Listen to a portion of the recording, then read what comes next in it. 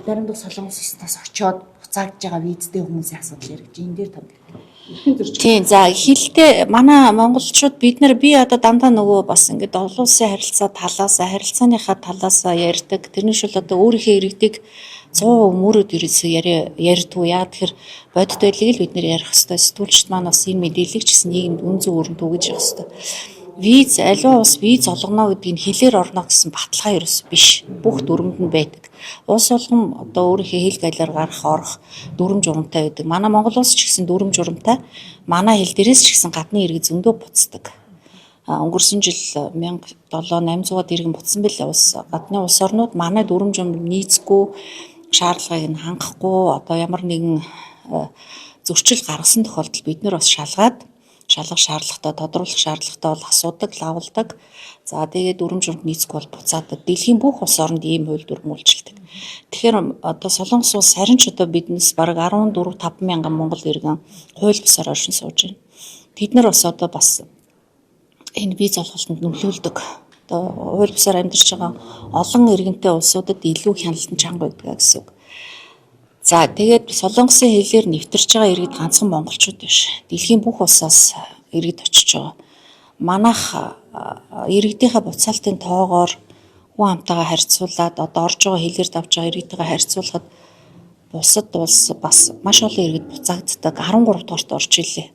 За манай иргэдийн буцдаг шалтгаанууд маш тодорхой байдаг. Энд виз урьдчилан төвөөр мэдүүлэг өгөө бөглүүлэхдээ өөрсдөө тэрнтэй маш хариуцлагагүй ханддаг. Ямар хаягн дээр очих гэж байгаа хизээ буцаж ирэх зорилго нь тодорхойгүй гэдэг шалтгаанаар хоёрдугаарт хууль бус бараа их тээвэрлэдэг. Одоо тэр зорчих байгаа улсынхаа хууль дүрмийг судалдаг, хариуцлагатай аялцгаах хэрэгтэй. Маш их мэдээлэл явдаг.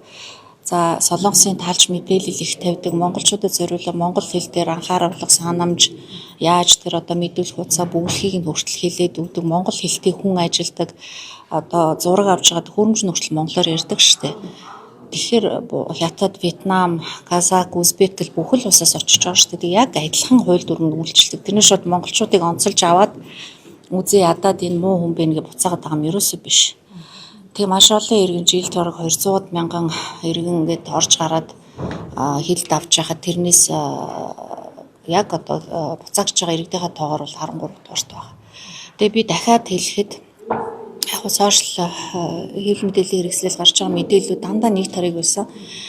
Одоо нэг улсын нуул ёсын даг гэж байдаг шүү дээ. Тэгээ улс оронд гадны улс оронд очиж тэр улсын дүрмээр л амьдрын шүү дээ. Тэгэд одоо тэндээ Монголдо байгаа юм шиг хэрүүл хийж агаад хэмиг дийлээ болчихно гэдэг ийм ойлголт ерөөсөй байж болохгүй. Энэ улс орны нэр хүнд Монгол хүн өөрөө хариуцлагатай байх хэрэгтэй. Бид нэр хөгжиж байгаа ямар сайхан ард түмэн бэлээ. Бид нар бас энийг ухамсартай, соёлтой айлд сурах хэрэгтэй. Дээрээс нь зорилгоо зөв тодорхойлох хэрэгтэй. Очоо буудлынхаа хаягийг мэдэхгүй. За тэгээд одоо дансанд байгаа үлдэгдэл мөнгөө мэдэхгүй, хин тосч байгаа нь мэддэгдэхгүй. Одоо тэр мэдүүлэг дээр виз авахтаа мэдүүлсэн мэдээлэл нь очихороо өөр юм ярьдаг. Тэрийгээ сольждог. За тэгээд тэнд байгаа хууль бусаар амьдарч байгаа хүмүүсийн гэр орны хаягийг заагаад өгчдөг. Энэ зөрчлүүд маш их тодорхой байдаг. Тэгэхээр буруутныг айлын талаас биш. Энэ чинь харилцаа ганцхан иргэдийн асуудал биш шүү дээ. Маш олон чиглэлийн улс төрийн эдийн засгийн, нийгэм, соёлын бүхий л боловсролын ингээм хамтын ажиллагаа бүхий л чиглэлээр хөгжиж байгаа. Тэнд ажиллах, амьдрах таатай орчин байна. Тийм учраас тийшээ хүмүүс тэмүүлж байна. Өнөөдөр хамгийн олон монгол иргэд Солонгост байна. 60 гаруй мянга болсон байна. Тэрний 20 мянган иргэн нь оюутан байна. Хууль ёсоор амьдарч байгаа оюутнууд байна. Тэднэрт маш таатай нөхцөлийг бүрдүүлж өгч байна. Манай хууль бус иргэдийг бас зөрчил гаргахгүй бол тэрийн болгоод барьж авчиж буцаагаад идэв шүү дээ. Ажил хийж байгаа хууль ёсоор амьдарч байгаа маш олон иргэд байна. Холимог гэр бүлүүдч байна. За энэ дээр би бол одоо бусад улс орнуудтай харьцуулахад монголчуудад бол харьцангуй сайн ханддаг гэж байна. За нөгөө талаас одоо бид нөр өөрийн өмөрөд биш энэ асуудлыг удаа дараа жил болгон өндөр дэд хэмжээнд ярьж байна. Одоогоор бид нэр харилцан визгүй зуршиг гэдэг саналыг тавиад 5 жил болж байна. Жил болгон ярьдаг. Тэгэхээр манайх яагаад тэр ангилалд нь орохгүй манайхыг визэс чөлөөлөхгүй байгаа гэхээр манайд нэгдүгürt эдийн засгийн нөхцөл байдал байна. Хоёрдугаарт манай иргэдийн өөрийнхөө сахилгын хариуцлагын асуудал хариуцлагатай аялж чадахгүй байна. Ийм шалтгаануудаас болоод бас одоо тэр айлч хуультай дүрмтэй улс орон болнуудыг бас ингээд тодорхой ангиллаар авч үздэг. Ганцхан Монгол зориулаад одоо тусгаалсан шийдвэр бол гаргаж чадахгүй байгаа. За тусгайлсан хилцээр хийгээч манай улсад онцгой нөхцөл байдал олгооч. Бид нар бас эрүүл мэндийн чиглэлээр маш их одоо хөрөнгийг бас Солонгост оруулж байна. Тэр утгаараа эмчилгээнд явах гэж байгаа улсуудыг визгүй болгож өгөөч. Дээрээс нь одоо бизнесмэнүүдийг визгүй болгож өгөөч. Олон удаа зорчсон хил зөрчөөгүй ямар нэгэн зөрчил гараагүй ирээдүйг визгүй болгооч гэдгийг бол байнга тавьдаг. За энэ дээр бол одоо судалж үзэж байгаа. За өөрийнхөө хууль дүрмэнд тохируулаад бас тодорхой арга хэмжээ авъя. За энэ нь нэлээд өндөр түвшинд очсон. За Солонгосын хууль зүйн яам тэр үтэл ерөнхийлөгчийн хамгаалах газар ерөнхийлөгчийнх нь одоо анхаарал төртсөн байгаа асуудал. За иргэдийнхээ асуудал дээр заримдаа үнэхээр санаа зовмоор гэмт хэрэгүүд маш их гардаг. Хоорондоо арх уудаг, зодолцдог, хүч хэрхийлэл, хулгай, дээрэм, за хар тамхи гэд маш олон асуудал манай иргэд өөрсдөө оролцдог. Тэгээд виз авахдаа бас худлаа мэдүүлэг дээр өгсөн. За дараа нь урд нь байж байгаад харлаад ирээд хүний баримт хүчээр явцсан. Одоо ийм зөрчлүүд их байдаг учраас тэр болгоныг одоо үүсгээд бид нар ингэдэгвэ одоо тэгээ чи гэдэг юм ярьж юусоо болохгүй шүү дээ. Бодит байдалтай, үнэн бодит байдалтай зогцож яг өөр ихсэгээ зөв ойлгуулж аль болохоор өөртөө таатан төслийг бүрдүүлэхийн төлөө ажиллаж байгаа.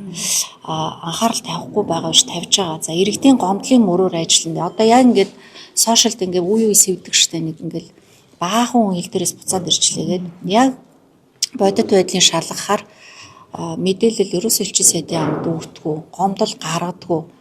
Хил дээрээс буцаж байгаа 4-5 хүн нэг удаа тохиолдлоор ч юм уу таарчлээсэн надад. Тэгээд бид нар мэдээллийн аваа за та хэд одоо ямар гомдолтой байна. Ингээд энийг гаргаад өгөө бид нар айлын тал тавь. Тэр нь шиг бид нар айлын дотоод хэрэгт оролцоод шууд одоо манай иргэнийг буцааж болохгүй гэдэг тийм эрх байхгүй шүү дээ. Бид нар одоо очиод одоо хүмүүсийн сошиал бичиж байгаагаар бол элчин сайдын яам хэлийн шалган дээр нь ажиллаад тэгээд иргэдээ буцаахгүй шууд одоо хүчээр оруулах хэрэгтэй гэдэг байгаа шүү дээ. Тийм юм хаач байхгүй шүү дээ дэлхий дээр. Тэр бид нар зохич урмынхаа дагуу гомдол гаргасан бол гомдлыг нь айлын талд тавиад айл тэр хил иммиграшн дээр аваачаад манай элчин сайдын яамныханд гомдол гаргасан хүмүүсийн бичлэгийг үзүүлдэг. Нөхцөл байдал нь яг бодит байдлыг танилцуулахад дандаа манай иргэдийн буруу байсан. Өнгөрсөн олон тохиолдлууд дээр. За одоо нодон гэхэд нэг хүн одоо тэр иммиграшны хүмүүс намайг зодчлоо. Зориултын биш байранд байлгаж байна гэсэн. За бид нар тэрнийх нь мөрөөр хөөцөлтөд очиж гомдол гаргасан. Очоод үзэхэд камерын бичлэгийг үзэхэд тэр дотор байсан хятадын иргэнтэй хоёулаа харилцсан зодон болсон байсан. Тэрийг одоо тэр гайлийн ажилтан зодсон гэсэн байсан жишээлбэл. Тэгэхээр бид нар одоо юу хэлэх тэр вэ? За тэгээд гарахгүй ингээд шорон шиг хориод байна. Үгүй тэр нис буудал дотроо бүх дэлгүүрээр нь орж болно. Хоолны газар, ариун цэврийн газраар үйлчлүүлж болно. Тэгээ буцах хэрэг нээлттэй. Энүүсийг зөвхөн одоо өөрийнхөө талаас өөрөө одоо уур бухимдалтай болоод ингээд ганцхан өөрийнхөө зүгээс тайлбарлаад байх нь нөгөө талд ч бас тайлбар байдаг байхгүй. Тэгэхээр энүүнд их юутай бодолтой хандах хэрэгтэй. Энүүнд тийм одоо сэтгэл хөдлөлөөр бид нэр шийдвэр гаргаж болохгүй төрийн байгууллагуудын ажиллаа хийж байгаа. Элчин сайдын яам бол маш их чадвар өгсөн. Тэнд хэлгүй хүн нэг ч байхгүй. Солонгос хэлтэй мэрэгжлийн туршлагатай хүмүүс ажиллаж байгаа. Аль болохоор иргэдийнхаа төлөө анхаарч байгаа. Энэ шон дээр бид нэр өдрийн цагаар тэр буудал дээр гадны элчин сайдын яамдуудыг бүгдийг байрлуулах юм бол юу болох вэ? Тэр айлж хууль дүрмэнд нь тийм зөвшөөрөл байхгүй шүү дээ. Тэгээ бид нар сайн хөөцөлж жагаад энэ шоны бүсэд элчин сайдын яамны салбарыг байгуулах зөвшөөрлийг айлын засгийн газраас авч чадсан. Удахгүй 2 хүн томилогдно. Тэгээ тэндээ одоо тогтмол өдөр болгон бас ингээд иргэдэд анхаарал ажиллах юм нөхцөл бүртнэ. За тэгээ бид нар одоо энэ хууль бусаар оршин сууж байгаа иргэдийнхээ тоог цөөрүүлэх аль болохоор тэрийг байхгүй болгож иж одоо манай асуудал бол зохицоороо шийдэгдэнэ гэдгийг анхаарах хэрэгтэй. Одоо виз авч явж байгаа улсууд урд өмнөхөө бодвол одоо 3 сарын визтэй улсууд очоод тодорхой хугацаанд байж байгаад хил зөрчихгүй тэр хүмүүсийн одоо хил зөрчилд бол буурсан. Тэгэхээр бид нар өөрсдөө энэ дээр хариуцлагатай аялах тал дээрээ за тэгээд бас бид нар бүх таньдаг мэддэг биедээ ч гэсэн хүмүүс хэлээд юу анхаарч байгаа ямар сэрэмжлүүлэг гарч байгаа. Одоо тэр яамны вебсайт, пэйж хуудас, сошиал дээр бид нар одоо сэрэмжлүүлэг байнга тавьдаг. Яг тэр хэрэгтэй мэдээллийг тийм олон үеэс үздэггүй. Виз мэдүүлгийн төвүүд дээр за мятын онгоцонд ингээд зөндөө зарлаад хэлж байгаа. Онгоцноос буунгууд онгоц буудал дээр монгол хэлээр бүр одоо за мэдүүлгээ ингэж бөглөөр ачаа бараанд чинь хям одоо махан бүтээгдэхүүн байж болохгүй тэдний хуулиараа маш өндөр торгуултай гэдэг анхааруулга сэрэмжлүүлэг байсаар хахад тэрийг ерөөсөн харахгүй очиод шалгуулдаг тэгэл очиод буруу юм ярьдаг ийм зөрчлүүд байна. Хариуцлагатай аялж байгаа олон хүн байна. Тэднээс ерөөсөө ийм асуудал ерөөсөө ордгоо. Тэр хүмүүс сошиал дээр тэрийг бичихгүй штэ. Зүгээр явах ёстой журмаараа яваад тодруулах шаардлага гарсан бол ороод тодруулахад цаатлын өрөөрөл авч орлоо тодруулаад бүгдөө гараал явдаг. За үнэхээр одоо тайлбарлаж чадахгүй байгаа хүмүүсийг бол үлдээдэг. Бүр одоо дүрмээ зөрчиж байгаа тохиолдолд тэрүүх нь тэд нар чи өөрснөө протокол үлдээд тэгээд буцаагаад Монголын онгоцон суулгаад яваа. Одоо эх жил ерөнхийлөгчийн сонгуул бол таныг бас нэр дэвших магадaltaй кандидат гэж ярьж байна. Үгүй ерөөсөө тийм бодол байхгүй шүү. Тийм санал та. Үгүй чи одоо Намынхын ерөнхийлөгчид бас таныг яригдж байгаа гэсэн мэдээлэл л да. Үгүй би одоо урдах ажиллаа сайн хий гэж бодож байгаа. Тий, их хурлын гишүүн, засгийн газрын гишүүн би одоо энэ ажиллаа чадан хийж байгаа маш их хичээж ажиллаж байгаа. Дээрээс нь дахиад одоо төрийн бүс байгууллага ахлаад эмэгтэйчүүдийн намынхаа холбооны дарга болъё гэдэг бодол байхгүй. Би тэгээд өөрийн төвийн гишүүнийг дэмжиж байгаа.